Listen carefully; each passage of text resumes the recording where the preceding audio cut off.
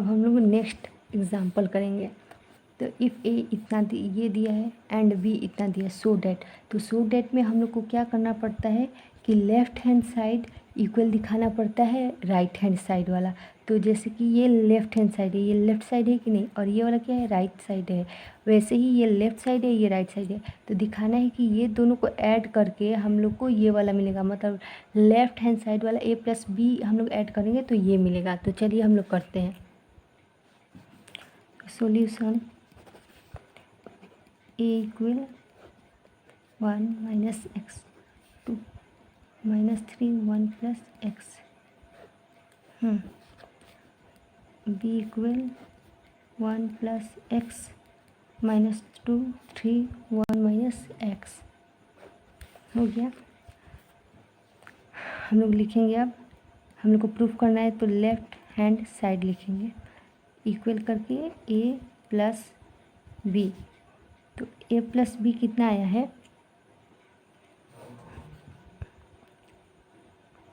ये इम्प्लाइज, तो a plus B क्या है, a ये है, तो हम लोग लिखेंगे 1 minus x, 2 minus 3 1 plus x, a plus b. तो b क्या है 1 plus x minus 2 3 1 minus x हो गया। तो a प्लस बी क्या हुआ, हम लोग को ऐड करना पड़ेगा इससे और इससे ऐड करना होगा।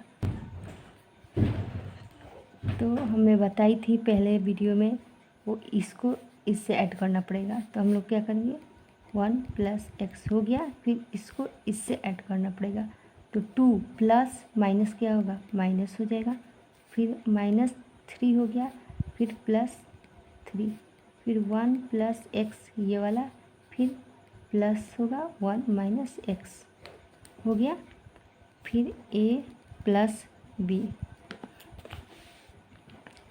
तो क्या होगा, ये हम लोग करेंगे तो ये 1 और ये 1 क्या हो जाएगा, हम लोग को 2 हो जाएगा, प्लस माइनस ये तो कट जाएगा तो बस 2 बचेगा, 2 माइनस 2 क्या होगा 0 होगा, फिर माइनस 3 ये कट जाएगा 0 होगा, और ये क्या होगा 1 और 1 ये 2 हो जाएगा, प्लस माइनस कट जाएगा 0 होगा। तो ये क्या आया, ये आया कि नहीं, ये वाला ये left hand side a plus b equal करके क्या आएगा 2 0 0 2 आया, यहाँ पे 2 0 0 2 आया, तो इक्वल हो गया right hand side. Hands proof, हम लोग प्रूफ कर दिए लेफ्ट हैंड साइड इक्वल है राइट हैंड साइड का। अब नेक्स्ट क्वेश्चन है ये, इफ़ बी इतना और ये इतना इतना, तो ये पहले जैसा ही है, गिवन बी इतना दिया हुआ है क्वेश्चन में, फिर सी ये क्वेश्चन में दिया हुआ है, तो हम लोग को निकालना है कि 28 भी निकालना है, तो हम लोग 28 भी निकालेंगे। तो 3 को मल्टीप्लाई करना पड़ेगा, ये बी वाला सबसे मल्टीप्लाई करेंगे तो 3 2 जा 6 है कि नहीं, 3 2 जा 6, फिर 3 3 जा 9, फिर 3 0 जा 0, 3 1 जा 3, 3 1 जा 3, फिर 3 5 जा 15, ये आ गया। फिर सी का भी बोला है कि 4c निकालना पड़ेगा, तो 4c निकालने के लिए भी एग्जैक्ट हम लोग को वैसे ही करना पड़ेगा, मल्टीप्लाई करेंगे तो 4 आया, 8 आया, 12 आया, ऐसे ही करेंगे। तो नाउ हम लोग को ऐड करना है कि नहीं, तो हम लोग लिखेंगे 28b प्लस 4c। तो दोनों जो निकला है यहाँ पे जो निकला था 28b का, ये वाला वैल्यू पुट करेंगे यहाँ पे, फिर 4c का यहाँ निकला था तो 4c का करेंगे, फिर दोनों को ऐड करेंगे, 6 और 4 तो 10, फिर 9 और 8 गया तो 1, ऐसे ही करेंगे तो ये आंसर निकल गया। तो सेकंड हम लोग का मल्टीप्लिकेशन ऑफ मैट्रिसेस।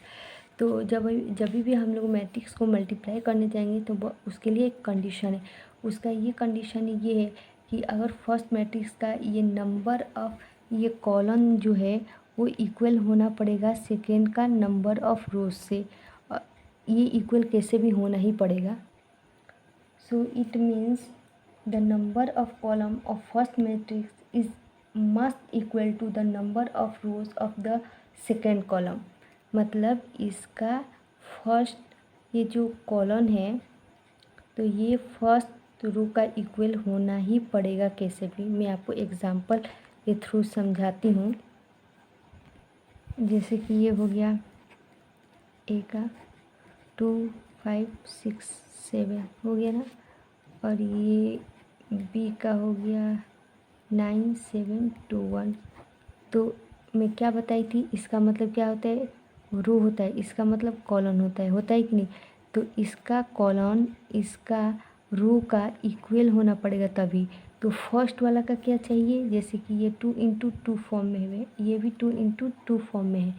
तो इसका जो कॉलन है इसका रो का इक्वल होना पड़ेगा और इससे कोई मतलब नहीं है। तो इसमें रो कितना है, ये रो 1 रो 2 हुआ कि नहीं। तो ये 2 रो है तो इसका रो है। और कॉलन कितना है, 1 है 2 है, 2 कॉलन है। इसमें रो कितना है, 2 रो है और कॉलन कितना है,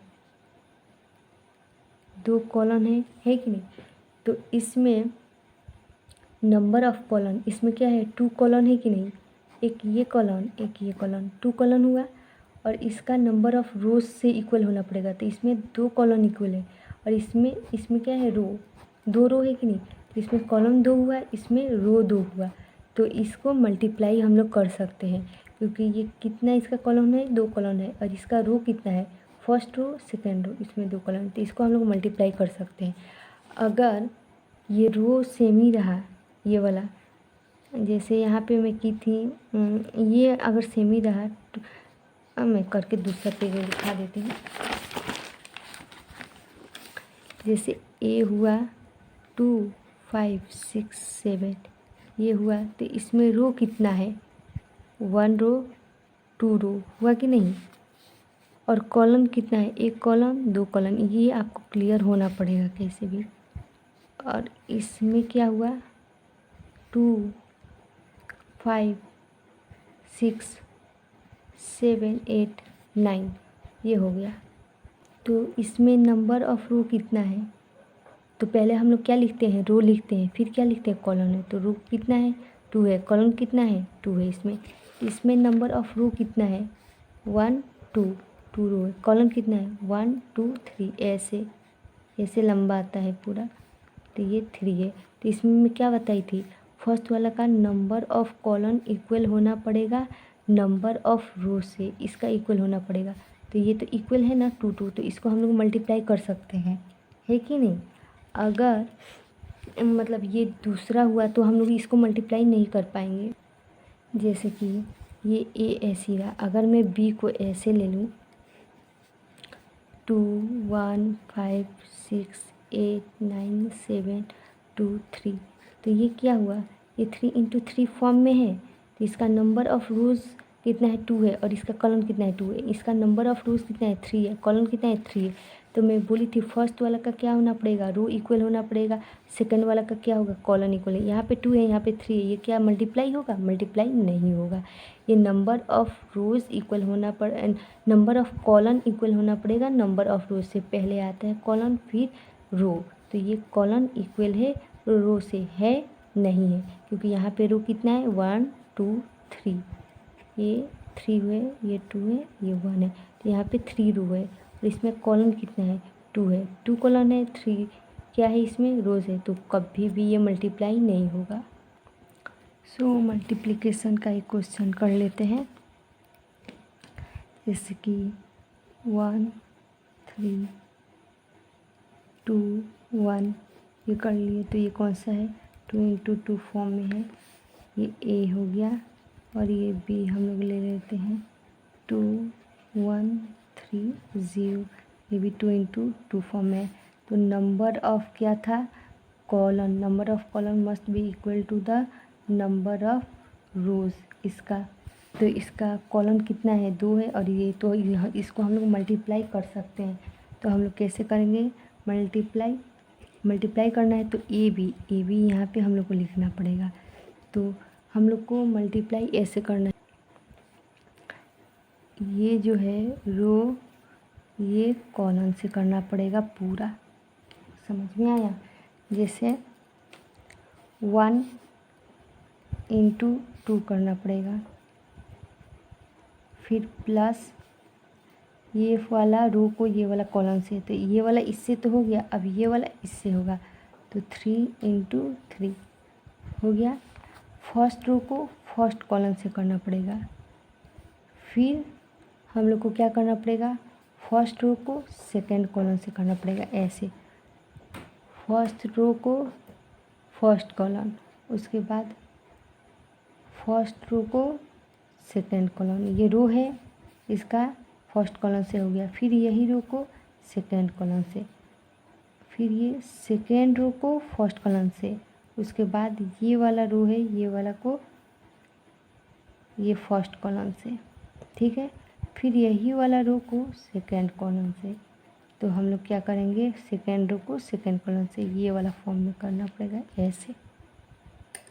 तो हम लोग क्या किया, फर्स्ट वाला रो को फर्स्ट कॉलम से हो गया, फिर फर्स्ट वाला रो को सेकेंड कॉलम से, मतलब ये वाला फर्स्ट वाला रो को सेकेंड कॉलम से, तो 1 × 1 हो गया, फिर प्लस 3 × 0 हो गया। फिर ये सेकेंड रो को फर्स्ट कॉलम से, ये वाला सेकेंड रो को फर्स्ट कॉलम से, तो हम लोग क्या करेंगे 2 × 2 प्लस 1 × 3 हो गया सेकेंड रो को फर्स्ट कॉलम। फिर सेकेंड रो को सेकेंड कॉलम, ये वाला सेकेंड रो को सेकेंड कॉलम, 2 × 1 प्लस 1 × 0 हो गया। तो ये क्या आएगा 2 + 9 1 + 0 4 + 3 2 + 0, तो ये कितना आएगा 11 1 7 2, ये है। मतलब इसमें करना है ये फर्स्ट रो फर्स्ट कॉलम, ये 1 को 2 से मल्टीप्लाई करो, फिर ये 3 को 3 से मल्टीप्लाई करो, तो फर्स्ट रो फर्स्ट कॉलम पूरा कंप्लीट हो गया। फिर ये फर्स्ट मतलब सब के साथ ये फर्स्ट रो को जितना कॉलम होगा उतना के साथ करना पड़ेगा। फर्स्ट रो को एक कॉलम के साथ करो, फिर सेकेंड कॉलम के साथ करो, पूरा कॉलम कवर करना पड़ेगा। अगर एक और कॉलम होता है तो इसको भी कवर करते, एक और कॉलम होता है इसको भी कवर करते, पूरा कॉलम के साथ करना पड़ेगा। पूरा फर्स्ट रो को अब पूरा कॉलम कवर हो गया तो फर्स्ट रो तो कंप्लीट हो गया। अब सेकेंड रो को वैसे ही करना पड़ेगा, ये सेकेंड रो है तो फिर सेकेंड रो को फर्स्ट कॉलम से, फिर सेकेंड रो को सेकेंड कॉलम से, फिर सेकेंड रो को थर्ड कॉलम से, फिर सेकेंड रो को फोर्थ कॉलम से, ऐसे ही करते जाना है। मतलब ये वाला फर्स्ट रो फर्स्ट कॉलम, फिर फर्स्ट रो सेकेंड कॉलम हो गया। अगर एक और रहता तो हम लोग लिखते कि फर्स्ट रो थर्ड कॉलम, उसके बाद सेकेंड रो फर्स्ट कॉलम, फिर सेकेंड रो सेकेंड कॉलम, और रहता सेकेंड रो थर्ड कॉलम, ऐसे होता। तो अब इसमें क्या दिया है, ए ये दिया है और बी ये दिया है, तो हम लोग को चेक करना पड़ेगा क्या ही इसको हम लोग मल्टीप्लाई कर सकते हैं, पहले ये चेक करना पड़ेगा। तो ये कौन सा वाला फॉर्म में है, रो कितना है 3 रो है, कॉलम कितना है 2 है, इसमें रो कितना है 2 रो है, कॉलम कितना है 2 है, तो इसका कॉलम इक्वल होना पड़ेगा इसका रो से, तो दोनों इक्वल है, मल्टीप्लाई हो सकता है। तो हम लोग मल्टीप्लाई कैसे करेंगे, ये दोनों मल्टीप्लाई हो रहे हैं तो ए बी को एक साथ लिखेंगे।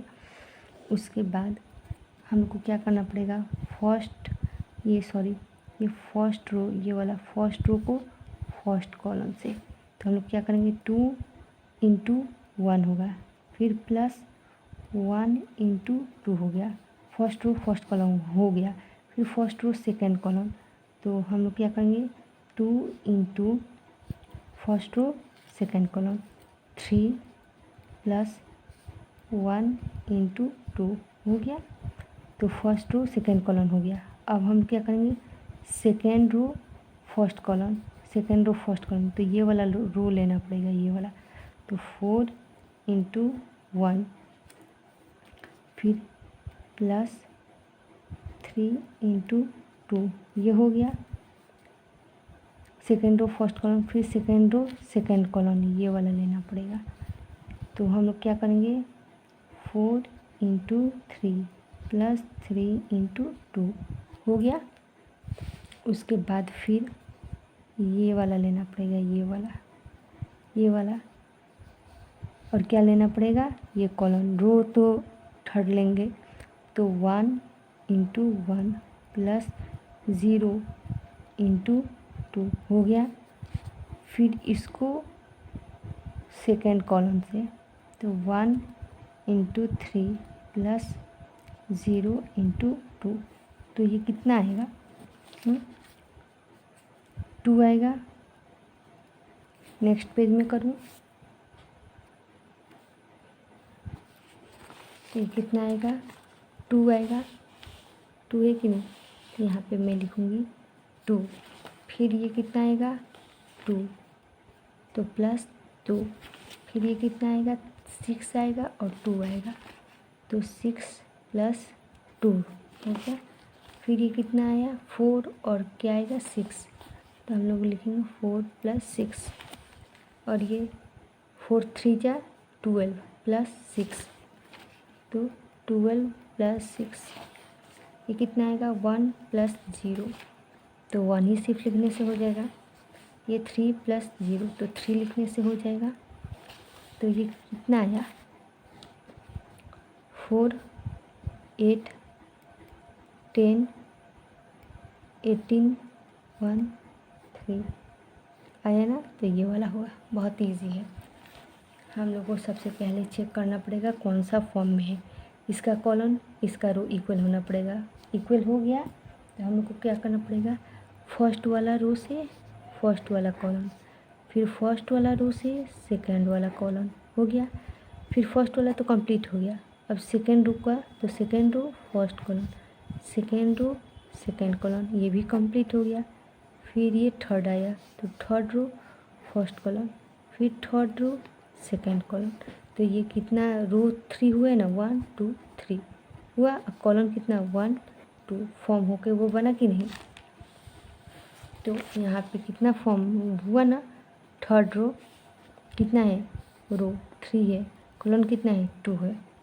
तो ये वाला जो फर्स्ट वाला जो था ये 2 होगा और ये 2 होगा। हम लोग ये ना कि इसका कॉलम और इसका रो इक्वल होना पड़ेगा। तो इसमें आया है 3 रो और 2 कॉलम। इसको मतलब ध्यान में रखना है कि हम लोग को मल्टीप्लाई करते वक्त कॉलम रो को ध्यान से देखना है, उसके बाद सब करेक्ट होगा। तो फिर ये वाला जो आएगा 3 × 5 जो आंसर जो आएगा वो पहले वाला होगा, ये वाला और ये वाला होगा 3 × 2 वाला फॉर्म में। ये वाला आया जो है, यहाँ पे ये लिखने का जरूरत नहीं है, मैं आपको बस करके दिखाई हूँ।